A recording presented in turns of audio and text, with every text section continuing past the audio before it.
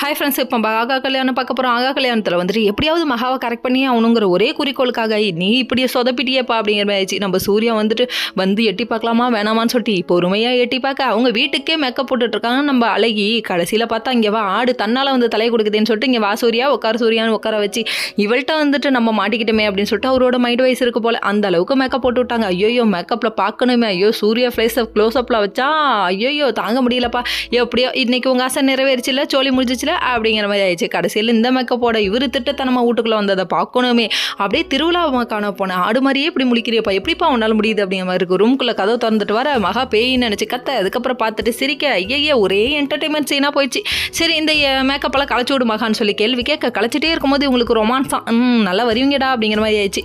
இன்னொரு பக்கம் பார்க்க இது நல்லா ஜாலியாக தான் இருக்குது, இப்படி ஒரு குழந்தை நம்ம வீட்டில் இருந்தால் நீங்களும் என்ஜாய் பண்ணிட்டு தானே இருப்பீங்க அப்படின்னு சொல்லிட்டாங்க. அதுக்கப்புறம் சூர்யாட்ட ஆர்குமெண்ட்லாம் போதும்பா அப்படிங்கிற மாதிரி ஆயிடுச்சு. அதுக்கப்புறமா விஜய் என்ன பண்ணுறோம்னா சொந்த செலவு சூனிய வைக்கிறதுக்காக நம்ம அழகியை தூக்கிட்டு போய் ரூமில் உட்கார வைக்க உனக்கு ஒரு கவிதை எழுதி தரேன் அப்படிங்கிறாரு. டே பச்சை பிள்ளைய கூட விடமாட்டியா, கவிதை சொல்லியே கொடுமைப்படுத்துறீரா, கருத்து கணாயிரம் கொஞ்சம் நிப்பாட்டுப்பா அப்படிங்கிற மாதிரி ஆயிடுச்சு.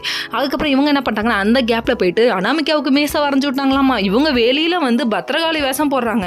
ஏமா பச்சை குழந்தை பண்ணதுக்காம இப்படி பண்ணுற அப்படிங்கிற மாதிரி ஆயிடுச்சு. அதுக்கப்புறம் அனாமிகா கையுவங்க மகா தடுக்க பச்சை குழந்தைய போய் அடிக்க போறியா, கொஞ்சம் கூட வெக்கமே இல்லையான்னு சொல்லிட்டாங்க. அதுக்கப்புறம் நம்ம விஜயோட அட்வைஸ் அப்புறம் காயத்ரியோட அட்வைஸ் ஓகே